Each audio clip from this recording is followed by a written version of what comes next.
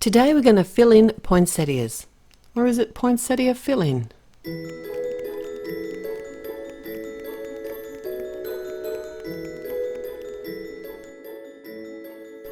Hello, welcome back. It's Therese from Lost in Paper, and yes, I have a beautiful poinsettia fill-in stamp and coordinating die set from Concord and Ninth, and you already know how much I love poinsettia flowers, and especially at Christmas. They just make me really happy, and this set is fun because it's like a fill-in set, like it says. It comes with a background stamp, and I'm going to show you an idea to use that a little bit later on in the video. But it also has a die cut layering flower, but you can stamp this out as well.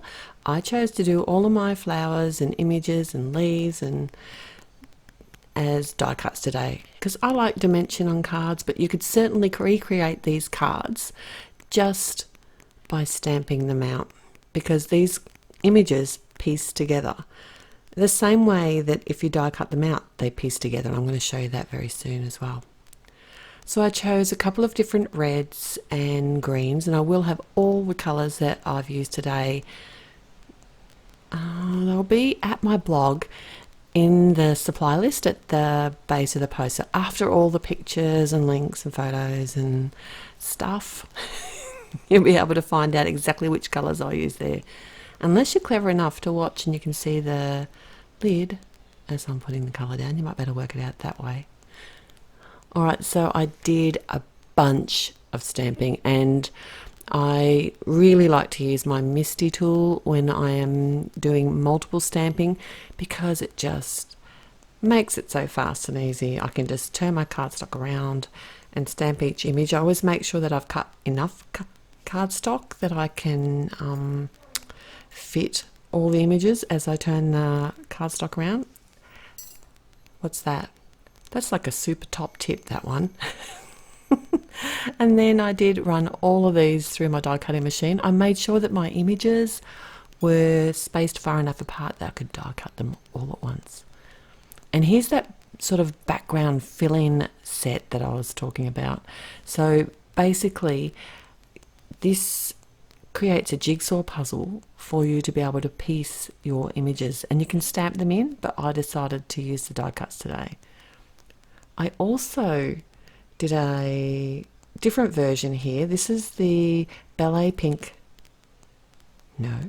Slipper cardstock, and I've got a piece of cardstock cut to the same as my card front, and I have already splattered it with some white ink, and the other one that I stamped out in the Ballet Slipper I splattered with some gold ink just to change it up a little bit.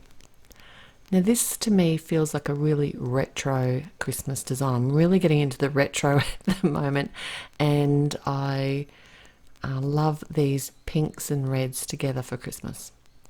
Now initially I was going to just use the vellum behind the gold sentiment here. It has that double die cut, not the outline.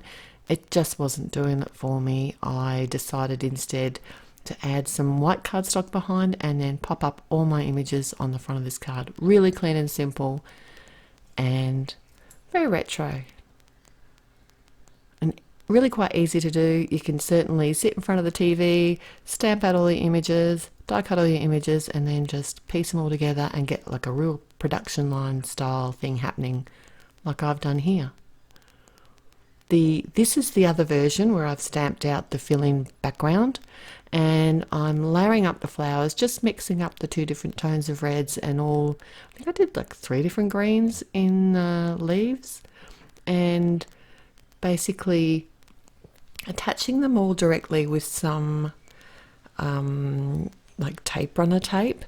And I did cut this little background panel out a little bit, and because that tape's sort of sitting over the edge, I came in with my powder tool to deactivate the stick just to make it easier for me to snip those edges away. I didn't want to have to restamp any flowers, and I wanted to use the portion that was left over here, so by cutting away the flower I can use the leftover portion to fill in the gaps. How easy is that?